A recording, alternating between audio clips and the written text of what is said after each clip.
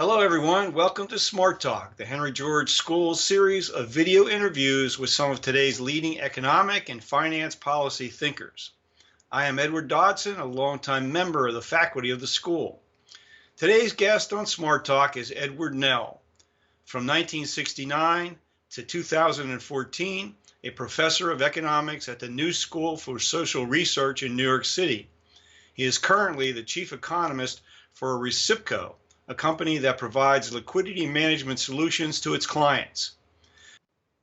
Mr. Nell is the author of over 20 books and many papers and articles on macroeconomic theory, monetary analysis, and finance.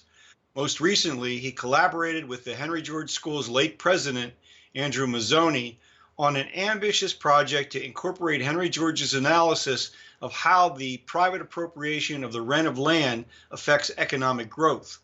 I was privileged earlier this year to read and prepare a critique of the resulting book titled Progress in Poverty and Economics, published by the Henry George School. I am very pleased to have this opportunity to discuss with Professor Nell how his study of Henry George's analysis has influenced his approach to rethinking economic growth, especially his approach to transformational growth, to more accurately display the relationship between the real estate and the financial system as they enter into the development of instability and inequality.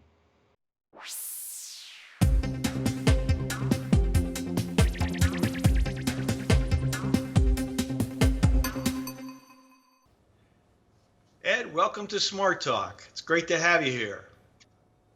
Thank you. It's a pleasure. Well, I have read your new book.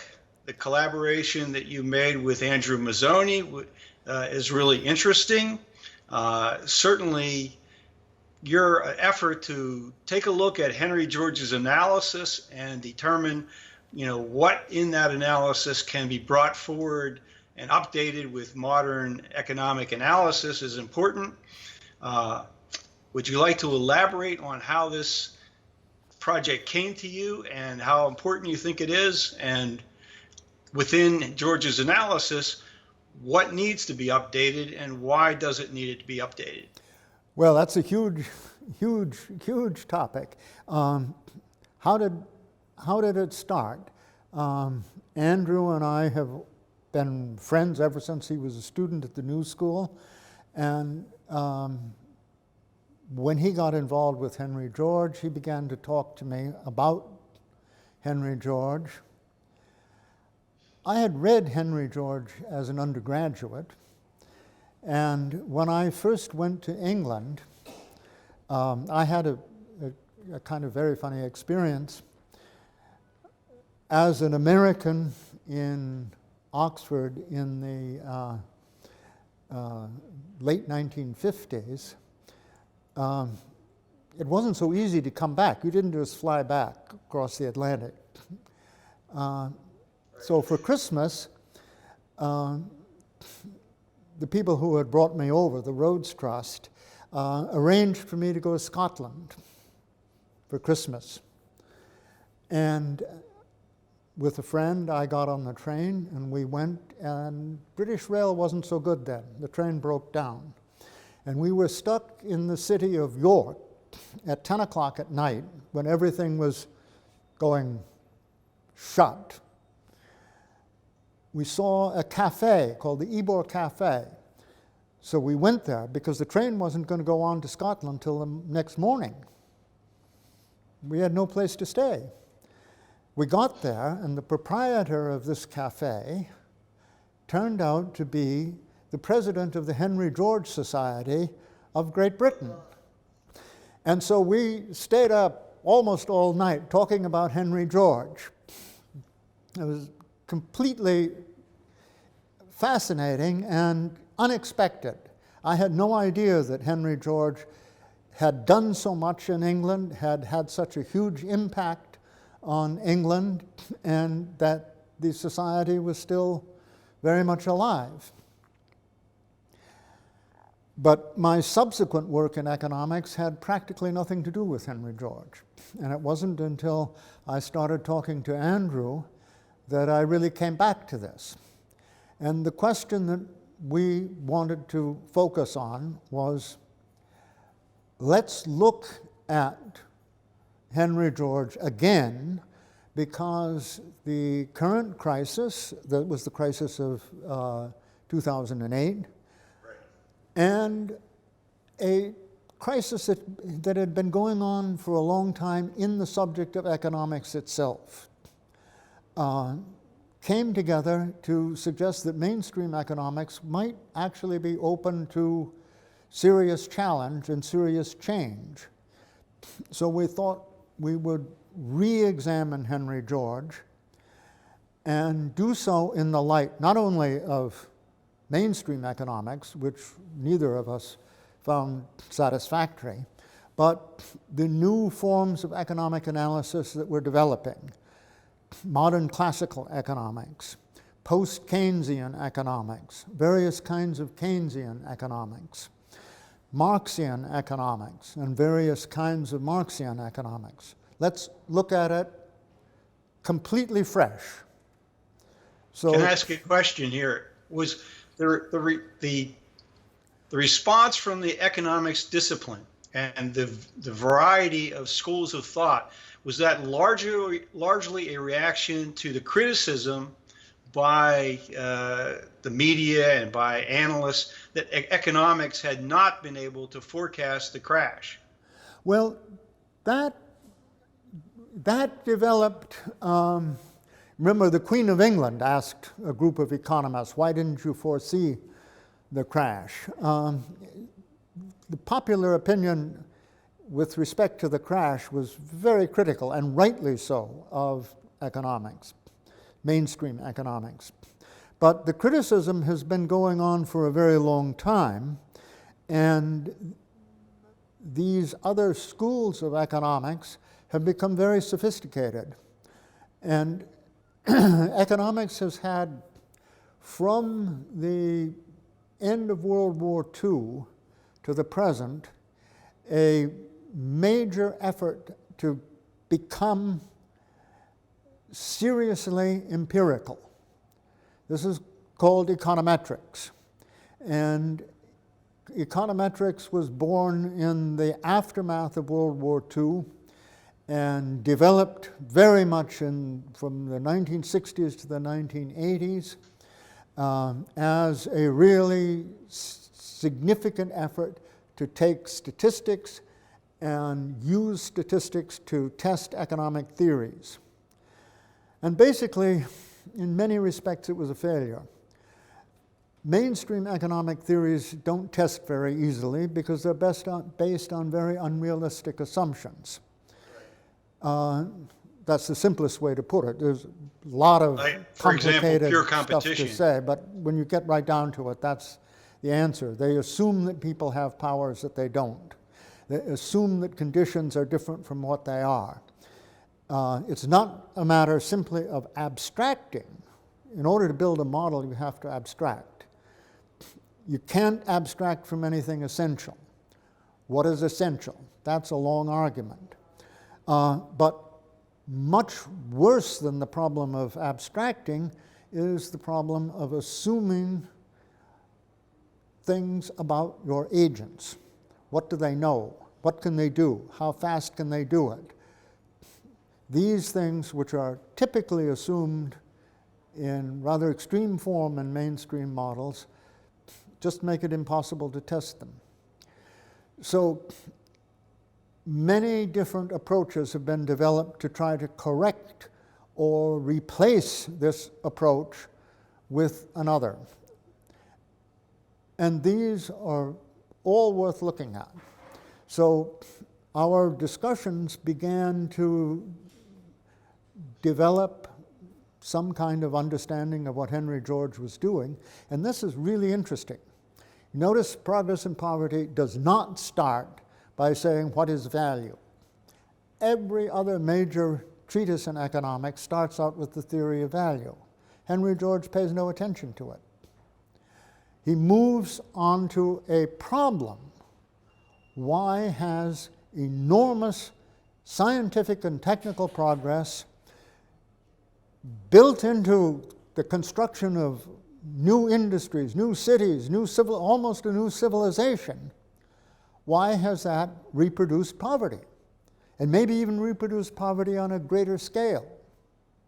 This is a dynamic problem, not an equilibrium problem. He assumes that we can talk about wages, profits, value, capital, and so on.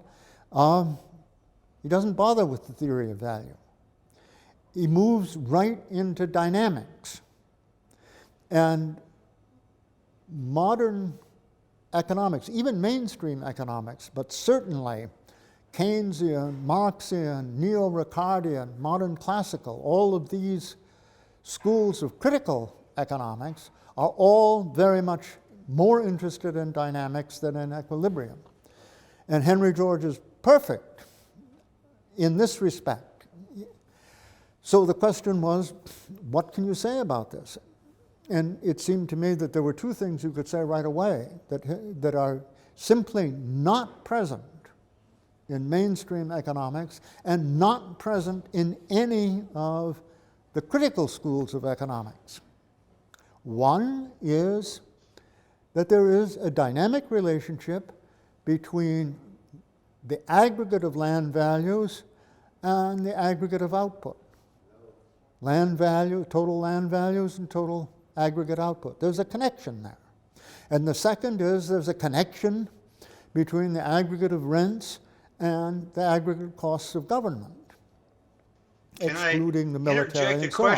When you talk about land values, when you talk about land values and when you talk about rents, are you using an expanded definition to include other inelastic assets, such as the broadcast frequencies, et cetera? When we talk about the dynamic connection, it holds whether we use the expanded value or the classical or traditional definition. They move together. The magnitudes are much closer in the modern world if you use the expanded notion of rents and if you cut down the costs of government by excluding military. And so the space program. Henry George didn't think about the space program, and he didn't like standing armies. So when he talked about government, he didn't have those in mind. But even if you don't do that, you still find a dynamic connection. And that kind of thinking is the thinking which is present in most of the critical approaches to economics that seek to displace or rebuild mainstream economics. So there's an immediate connection and sympathy from critical economics to Georgist thinking in economics. So Andrew and I started to re-examine Henry George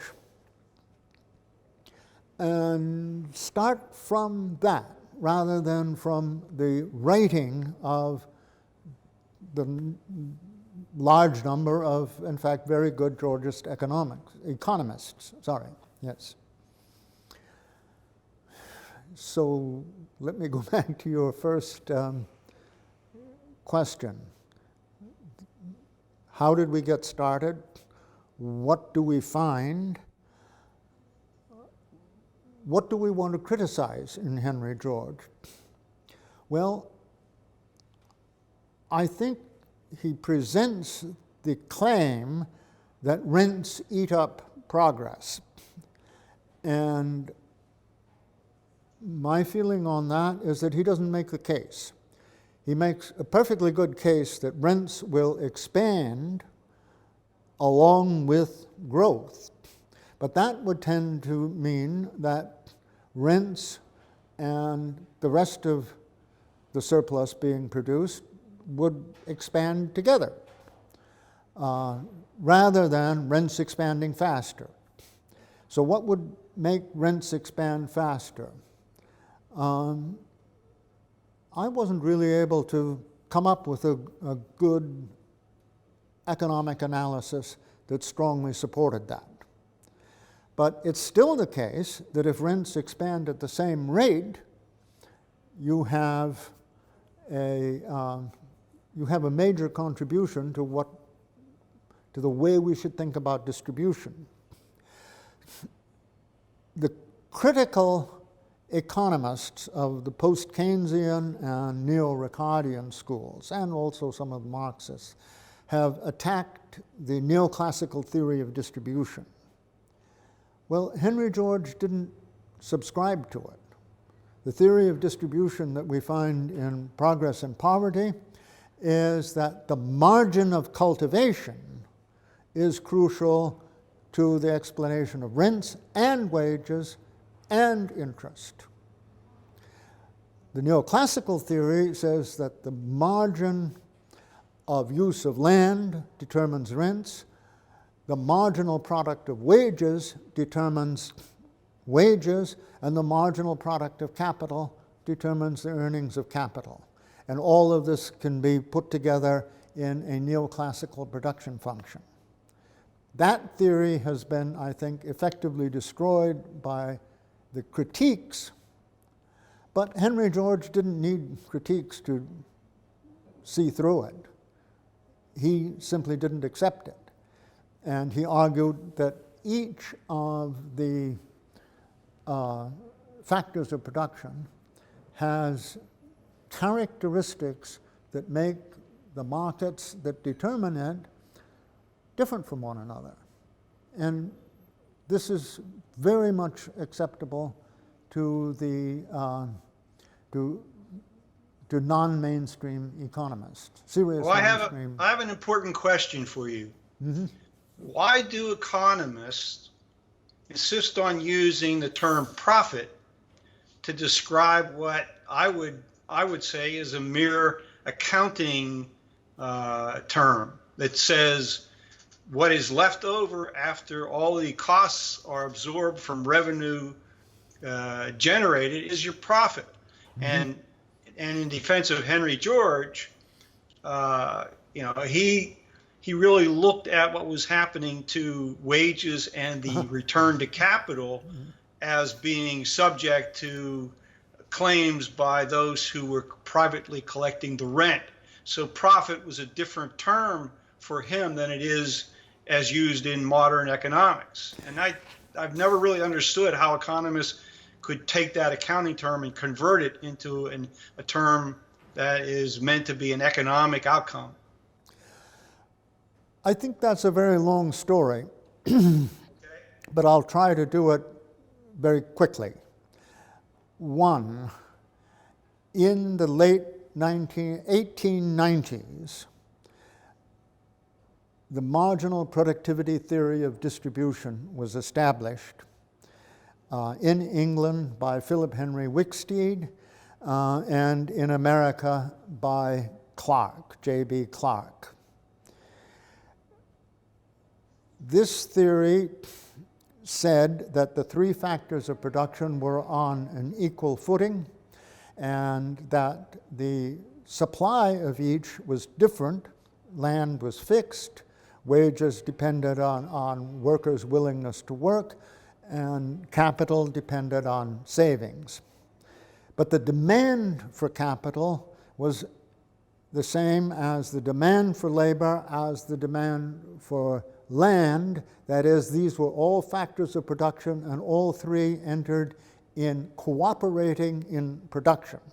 And the demand would be determined by the margin of each, the margin of capital, the margin of labor, and the margin of land. And that these were therefore coordinated, the three markets worked together, and they established this. And moreover, because they arrive at the margin, and savings depends on the marginal utility of consumption, that is to say, you consume up to the marginal utility, and then you save. Labor, you offer labor up to the marginal disutility of work, and land, there's some sort of story on land. you can say that these are the free, unfettered choices of the consuming public. And therefore, this theory of distribution shows that the market, working properly, gives what can be described as a just and fair payment to the owners of the factors of production. In other words, the system is a great system because it really works fairly for everybody. Now, Henry George certainly didn't think that, neither do the critics of modern economics. And in fact, the defenders of marginal productivity theory have more or less given up trying to establish that it's a justification for the system. But it's also a bad theory. It isn't true to the facts, and it has tremendous theoretical defects, which are all part of a technical critique of mainstream economics. But the point is that Henry George was much, he saw through this theory, saw that it was not realistic. But the marginal product of capital became a focus point for the critique. And one of the things about this is an ambiguity in any attempt to test this theory between capital as finance and capital as real productive machinery and goods. What's the relationship between these two, and why is there a systematic relationship between them? And what kind of figures should we use if we're trying to test this theory? And as a matter of fact, what's the theoretical relationship between the two? These were questions on which the theory failed in its attempts to defend itself from the critique.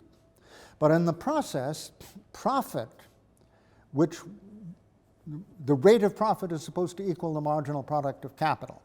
Therefore, you have to figure out what the rate of profit is. Therefore, you have to know what profit is for the denominator. For the numerator, the denominator is capital. So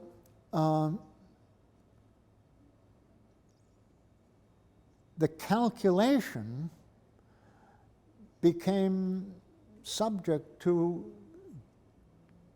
fitting in, the calculation of what profit is became subject to fitting into this theoretical issue, which is very unrealistic. I mean, the theory at its best is unrealistic, and the critique of it, of course, had to accept the assumptions of the theory in part in order to develop it. That's 50 years of economic conflict in a nutshell. And a lot of time invested in trying to defend and attack the theory. Oh, my God, yes. And all the major economists of all the Nobel Prize winners, everybody wrote something on this. It started in Cambridge, England. It moved to Cambridge, Massachusetts. Harvard and MIT were deeply involved in this. So were Columbia and the New School. It was a worldwide conflict, and if you were to ask what did it contribute, it was entirely negative. It shot down a bad theory, but it didn't actually advance. Keynesian economics advanced ways of thinking about the economy that made a difference. Not always a good difference, but certainly a difference.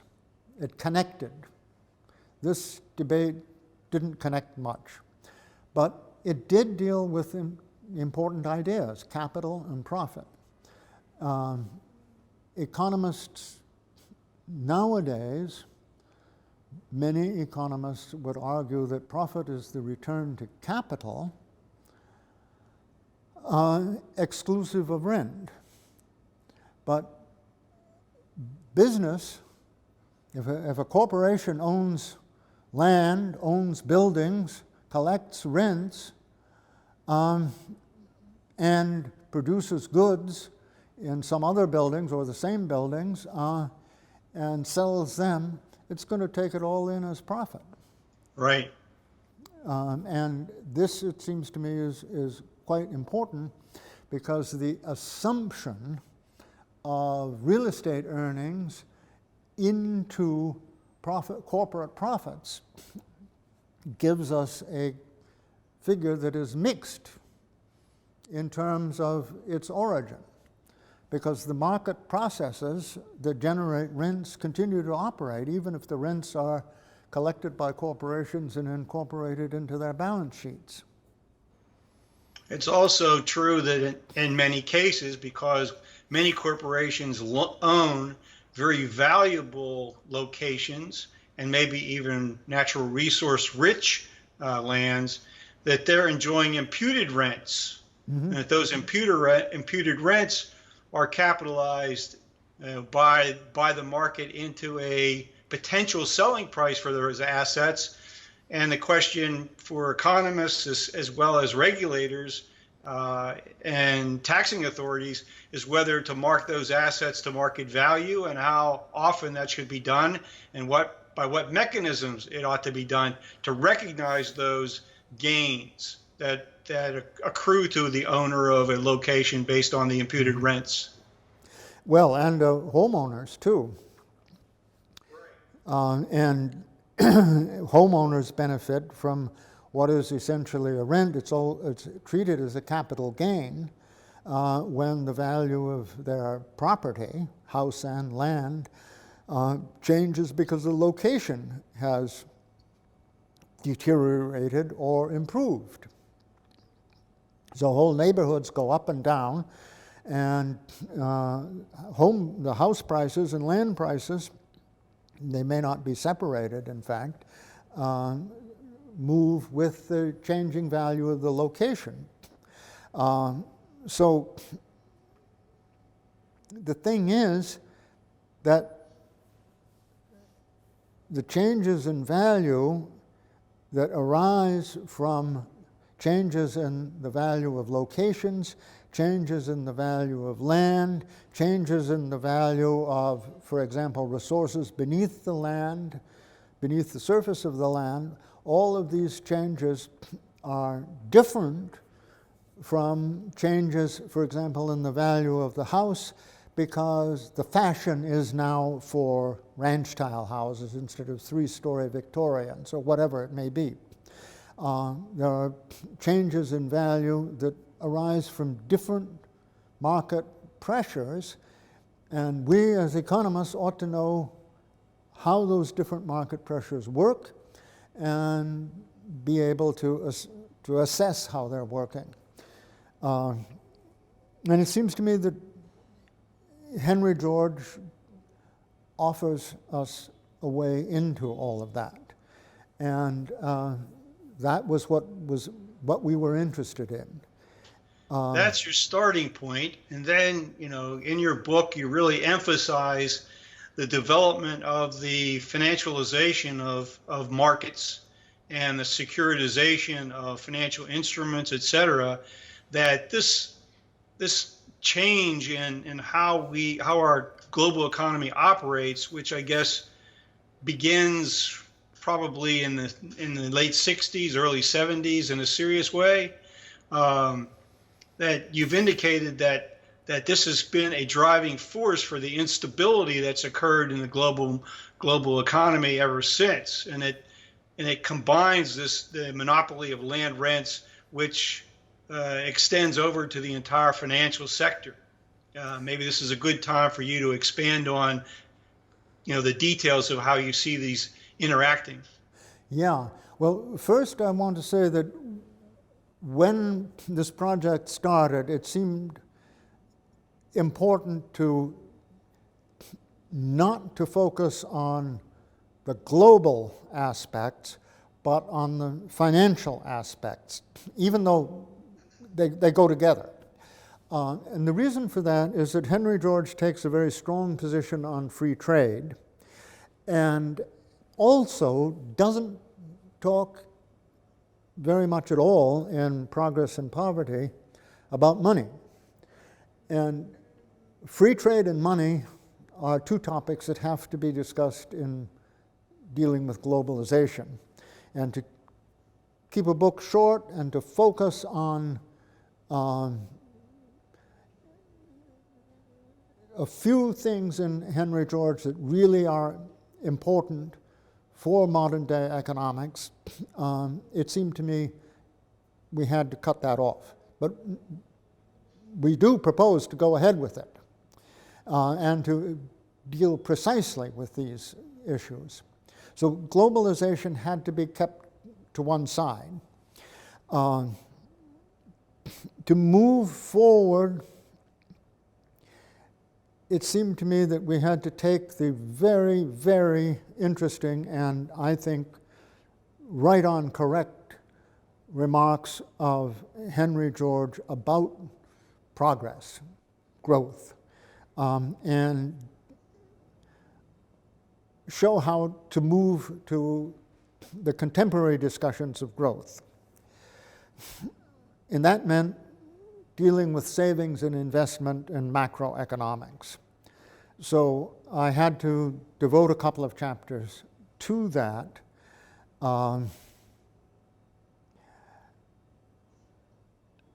One chapter develops a model of macroeconomics and savings and investment, which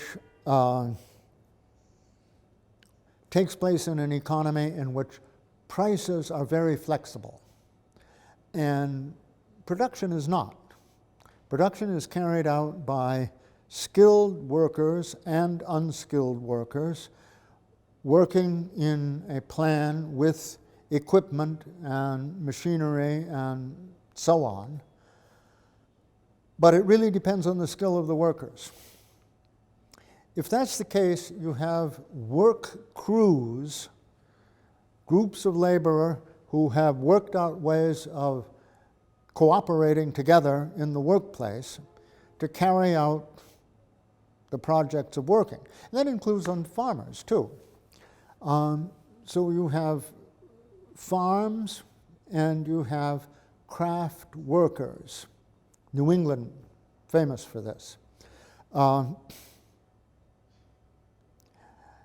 We find very little about this in Henry George, but we find an exactly contemporary, published almost the same year, account in Alfred Marshall and Mary Paley Marshall, his wife. They wrote together The Economics of Industry, and it was published in 1879 and 1880 in England.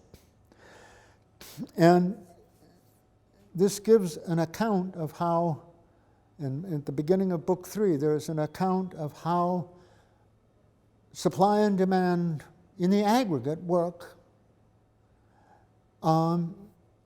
as prices respond flexibly to changes in supply and demand. And I've developed that and extended it quite a bit in that section. And it's kind of interesting because there's a sort of semi-stabilization. If demand falls, prices will fall, but you don't break up your work teams right away, so wages are not much affected, money wages, but the real wage increases. And that means that consumption might displace investment. Investment falls, but consumption rises. And that tends to strengthen production. So this is a system that could offset minor fluctuations. But it will, of course, show up, and major fluctuations will show up.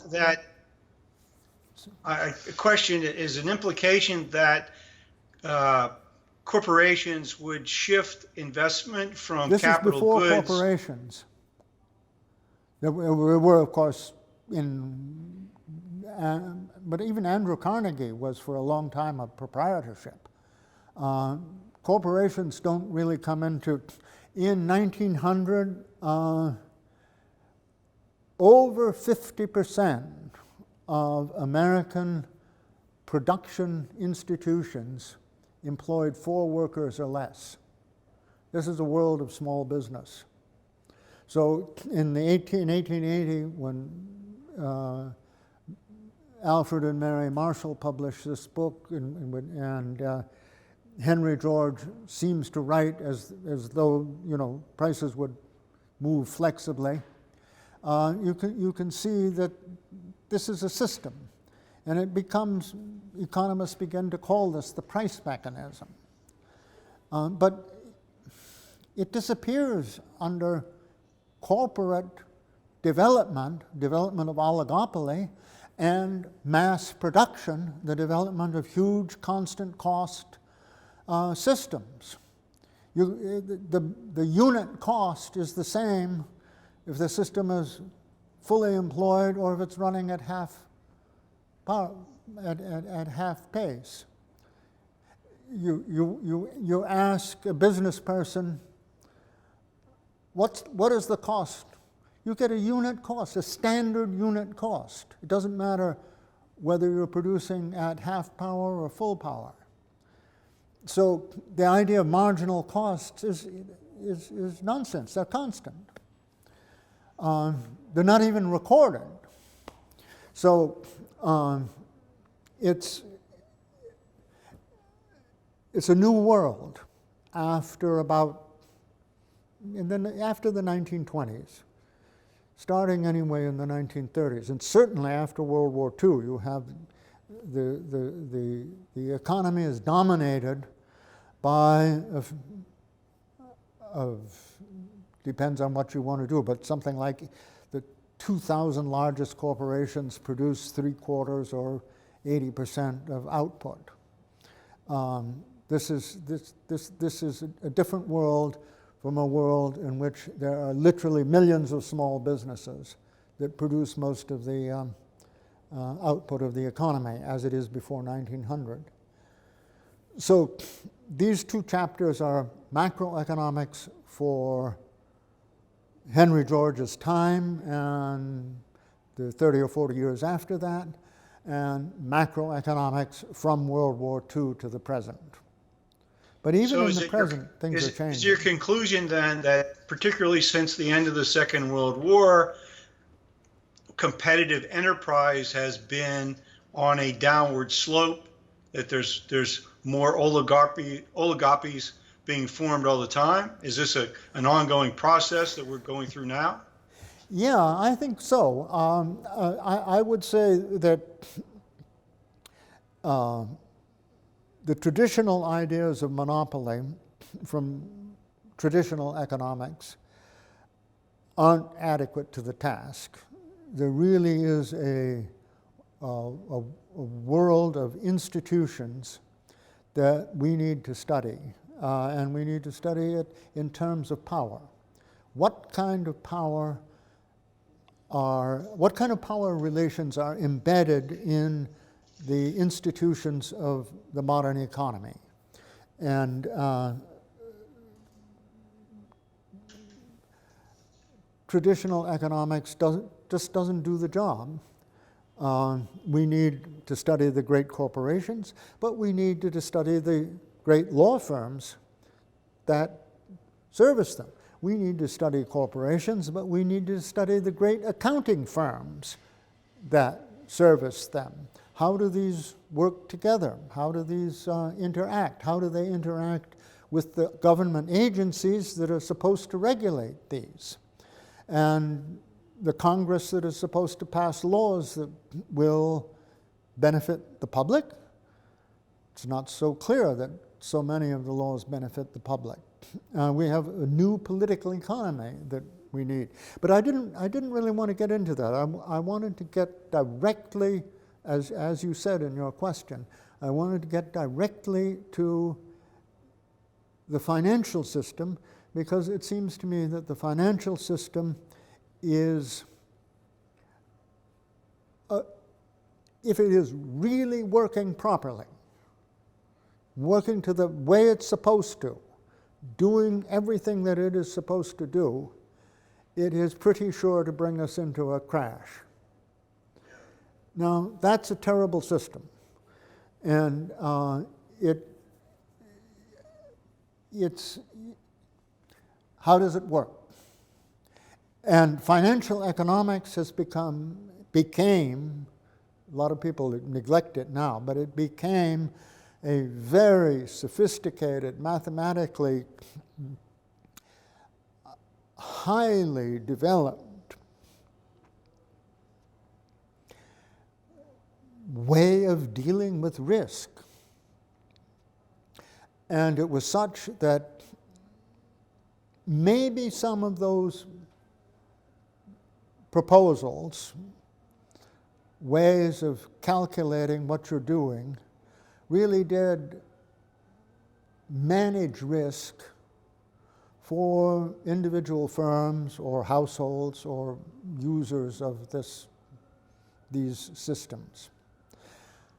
But if everybody did it, you actually increased systemic risk. This was one of the findings of some of the critics who investigated the system, both at the time and after. If it were, in other words, if you really carried out the program of financial economics, and if everybody did it, you made it worse. Right. And Isn't that what happened with the hedge fund firms? They each developed an algorithm that worked so long as no one else was using an algorithm that countered their algorithm. Right, right. There was a really serious failure to look at the system as a whole. And so I wanted to look at the system as a whole, and one thing seemed pretty clear. There's an inbuilt pressure moving towards greater inequality and wealth that is just inherent in the very simple relations in the financial system. And that is a model of that is presented in chapter 8. And then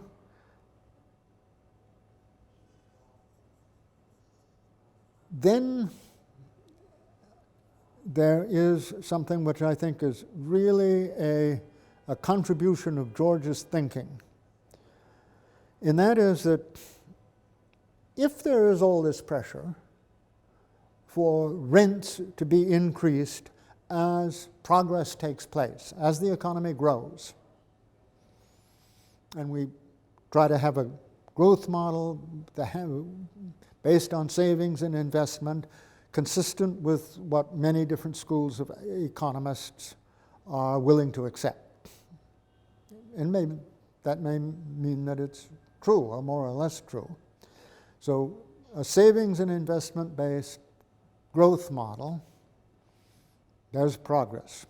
And it's taking place all the time, except when investment literally falls to zero. Net investment. Okay. All that time, rents will increase. Well, let's look at the securities market. If those rents are securitized, if land values go up as rents go up, and the land value is security or is securitized, or if it's the basis for a collateralized loan, then these kinds of security prices are going to go up. And that means that as long as the economy is growing at all, there will be upward pressure in the real estate section of the whole financial system. But that means that a corporation that wishes to maintain the value of its securities at any time has to consider that its securities have to go up, otherwise people would move out of its securities into those that are rising. Therefore, corporations have to undertake strategies and policies that will keep their security prices up. Well, they can do this by making themselves profitable and doing better in their markets and so on. But that's kind of a long-term way to do it. The short-term way to do it is just buy your securities back, drive their price up. Security buybacks have been increasing in the economy, and maybe they're at an all-time high right now. They're certainly very high. Corporate buybacks are arguably, well, that money could have been invested in productive facilities. It could have increased capacity. It could have modernized plant and equipment. It could have done a lot of things. But if it goes into the securities market, it doesn't do any of those things. So that's arguably a waste, a really big negative externality. The second thing is that the pressure of constantly rising security prices tends to move security prices as a whole away from the value of the real underlying productive system, so that you get a separation of the security value of the whole of production and the working value of the whole of production. And that separation is dangerous, because if anything comes to break apart the constant rise of securities, and you have to cash them in, what underlies those securities is not worth as much. We see a long-term 20th century, late 20th century price-earnings ratios. They tended to be in the 12 to 15 range. Now we're seeing price-earnings ratios in the 25 to 30 range. And we're also seeing in some of the internet stocks and these very innovative startups that there is no earnings at all, and the price is still increasing. Yeah. And so that seems to be totally a speculative investment right. that's steering money away from capital goods. That's not a price-earnings ratio. That's a price-speculative expected earnings ratio. And that's completely floating in the air. And what we see with this is something that Minsky called financial fragility. And in effect, what we're seeing is a systematic process of developing financial fragility. And it's driven to considerable extent by real estate and rents.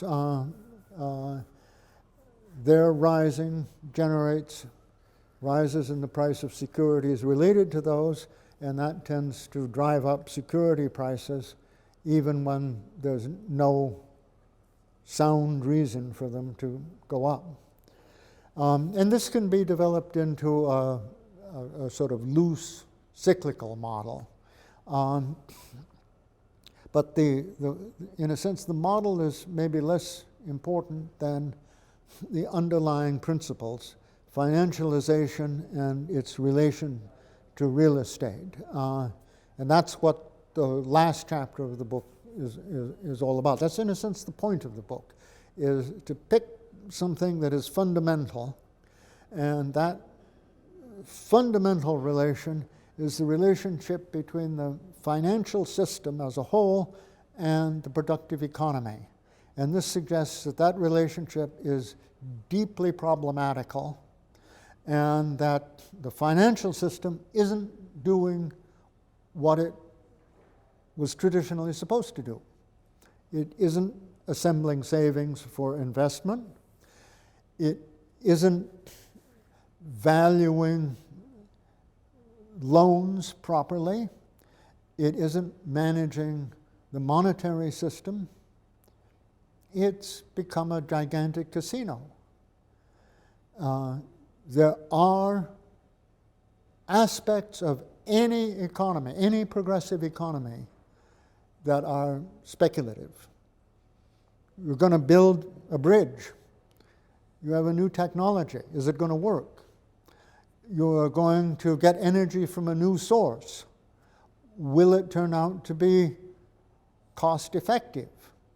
You don't know when you institute a new technology. You don't know when you launch a new commodity on the market. It's a bet. But in addition to that bet, the financial system now has all kinds of other bets that are very shaky and also absorb a lot of resources. There's a book recently, I've just forgotten the name of the author. He's written a couple of other very good books on finance that have been made into movies. But he tells a story of the building of a communications line from Chicago to northern New Jersey at a cost of about $30 million in order to cut a few microseconds off the news of exchanges on the Chicago Exchange. I remember this. Unbelievable. Huge cost, real costs, in order to be able to move microseconds faster on New York markets. This is a complete waste of resources. Nothing is gained. Nothing is made better. Nothing is made more efficient. Nobody is made better off. Nobody will live longer. Nobody will. The guys who are smart enough to do that might have found a cure for cancer. I have a friend who runs a hedge fund who hired a very smart kid out of Cambridge University, double firsts in economics and mathematics. And he said, this kid will never do anything worthwhile in his life now. But he nevertheless hired him and paid him a huge salary. So there's a waste of really smart brain power. And it's devoted to activities which are how to win at a casino. And they're pretty good, except for the fact that they undermine all kinds of real economic decisions. You divert real resources into the financial system, either to make those bets or to protect yourself against the consequences of those bets. But either way, you haven't added to productive capacity, you haven't introduced innovations, you haven't expanded employment. It's wasted resources, but as I say, it's also in part of the whole process of increasing financial fragility. We get to a definition of innovation, and the innovation that you're discussing is really innovation that, excuse me, that doesn't really contribute to real economic growth. These kinds of innovations don't. However, innovation in artificial intelligence, innovation in communications, innovation in making the internet work better, all of these kinds of things, they often do have consequences for real productive power. And in other cases, they might, they're still very new. So it's really innovation and speculation about monetary values of all kinds of claims and things that are basically securities. But derivatives are derivative from these. They're bets on what will happen to security prices, or they're bets on what bets are going to win as bets on security prices. Second order derivatives, and so on. This is all a waste of time from the point of view of a productive economy that is producing healthier and wealthier and better educated and stronger people. Before we run out of time in this discussion, I want to make sure that I give you an opportunity to sort of look into the future. I mean, obviously, writing this kind of a book and taking on the belief system of mainstream economics, trying to generate a discussion about, what is wrong with economic theory and how it needs to be improved, that's a step one. If there's a consensus among economists that theory needs to be changed to more accurately explain what's happening in the real world, how does the economics profession or discipline then begin to effectively influence public policy decisions to make the changes that would achieve better outcomes? I wish I knew. This is one really the only true starting point. But looking at the economics profession, the critical schools that I mentioned earlier are all, I think, open to all seeking various ways to be more realistic and to make better models that will tell us something about how the system is working, one, how the system is changing, two, and three, what is likely to be the outline of the system that follows what we have now. Why do we think that's necessary? One answer is we are moving very rapidly in innovation and development of technology to a system in which very little labor is required to do the main production jobs that produce the basic goods that allow for healthy consumption and reproduction and running of the productive economy. All the basic industries, all the basic consumer industries, all the basic capital goods and producer industries can be run with very little labor. And most of that, maybe some janitors sweeping things up, but even that can be done with I believe the latest robots. statistic I've seen is about 3 out of 4 people today are employed in the service sector. Yeah, but a lot of service jobs can be done by robots. A lot of very basic stuff, like for example, legal research for a court case. The first pass at that can be done by a robot. And many other kinds of jobs can be done with artificial intelligence. Almost all kinds of jobs that require energy and skill can be done by mechanical robots. So driverless cars, driverless trucks, 3 million truck drivers, maybe half of them will be off in 10 years, displaced. Looking 20 or 30 years ahead, there's definitely going to be massive changes in the labor force. And question of what kinds of jobs will be done. I know very few professors who will say anything other than, well, I could never be replaced by a robot. I wonder.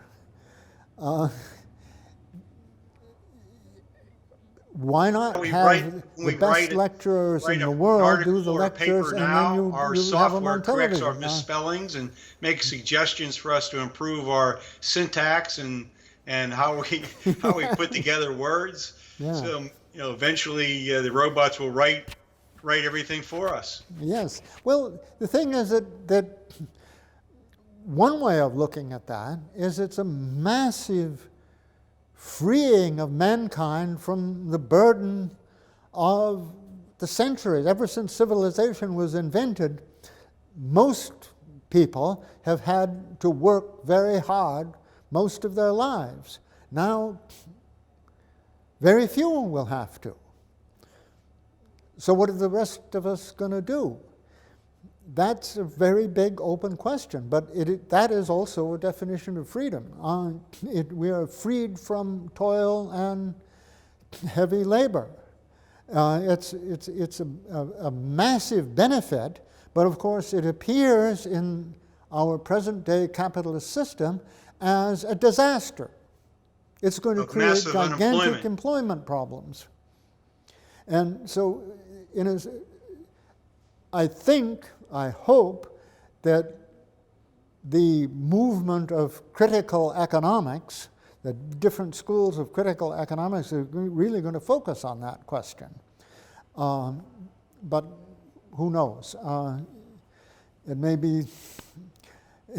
Well, maybe they will go back to arguing about the labor theory of value when there's no labor. And some other social democracies is increasingly dominated by a social Darwinist view of the responsibility of the public sector and of government, and that people who are poor are largely poor because of their bad lifestyle choices, etc.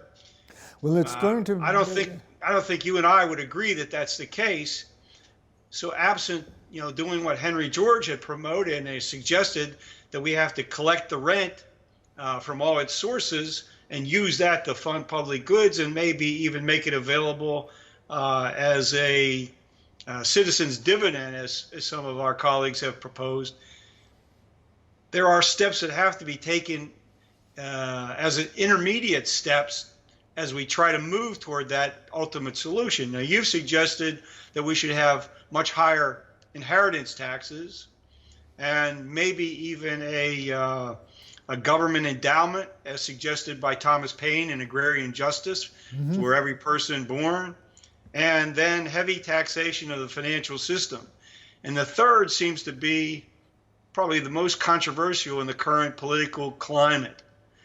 There's been a lot of discussion about this. I guess you'd call it a Tobin tax. Yes. So specifically, what kind of taxes would you impose on the financial system to sort of mitigate the destructive impact that it's having? Well,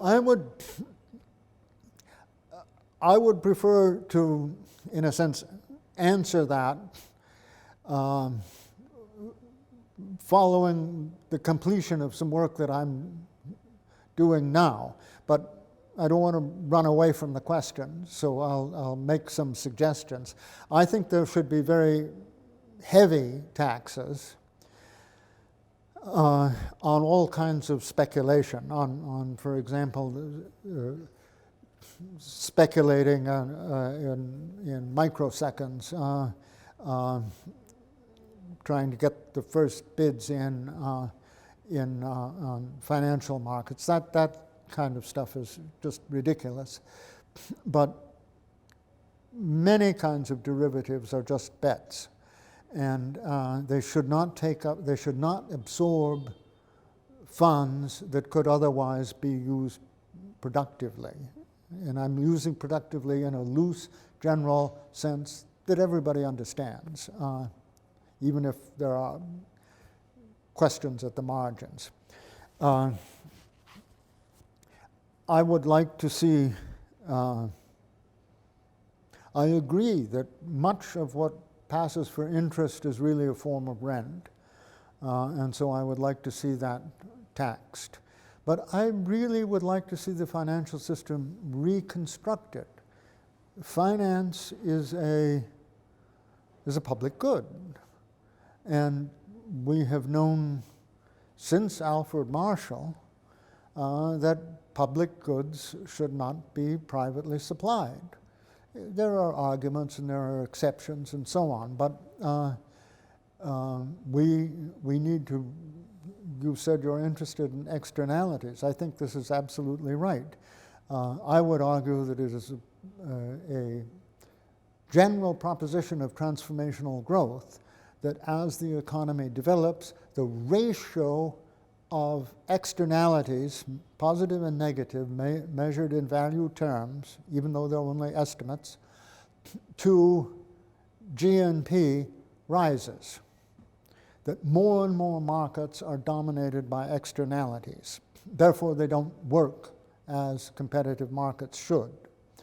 And that this is a proposition that indicates that regulation and public sector ownership really should rise, whereas right now the economy is committed to all kinds of deregulation, which is moving in the wrong direction.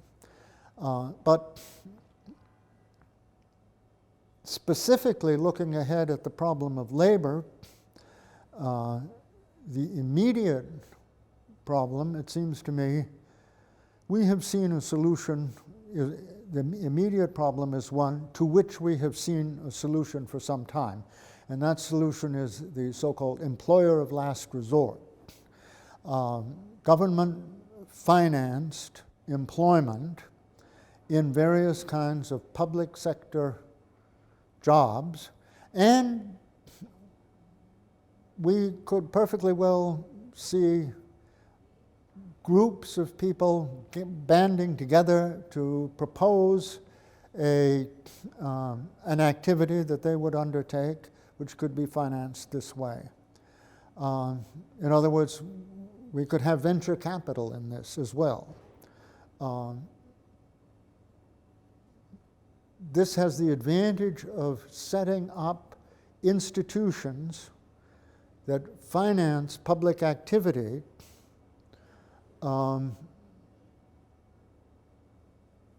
in advance of the march of the robots.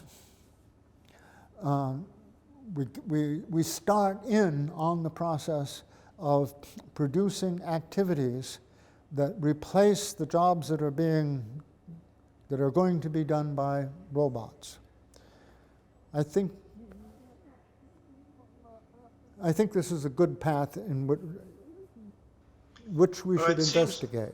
It seems that we are, at least as a society here in the United States and in other countries, at least having this discussion. And the discussion seems to be stimulated by the realization that the systems we've depended upon are failing us. Whether or not we come to the right decisions as a result of that failure seems to be the societal challenge.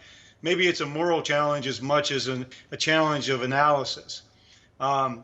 Before we're probably reaching the end of our time now, but I'd like to ask you if you would want to leave one message to the reader of the book to think about as the person reads through the book. What would you want them to be thinking about?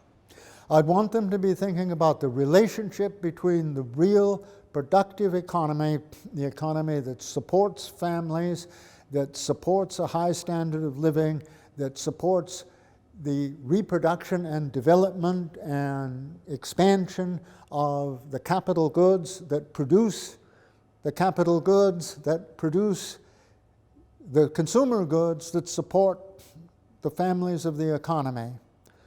That entire system, and on the other hand, the financial securities that are claims to that system or claims to the output of that system. You have these two in a sense, kinds of capital, real capital and financial capital. The relationship between those two is unhealthy. Maybe it's broken, but it's at the very least unhealthy, and it breaks down from time to time with tremendously disastrous consequences. And as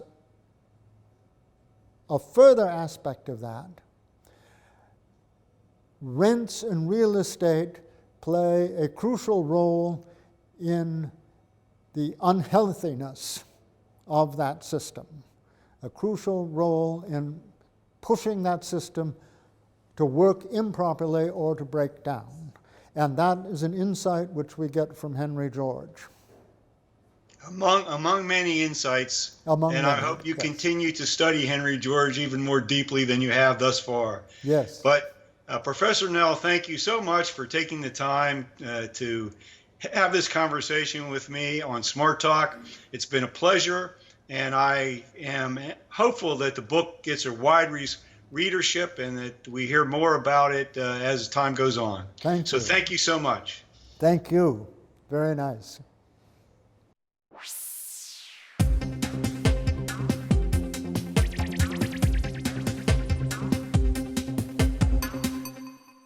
Okay, here I go. That's it for this edition of Smart Talk. For more information on this and other episodes, please visit our website, henrygeorgeschool.org. I'm Edward Dodson, and thank you for watching Smart Talk.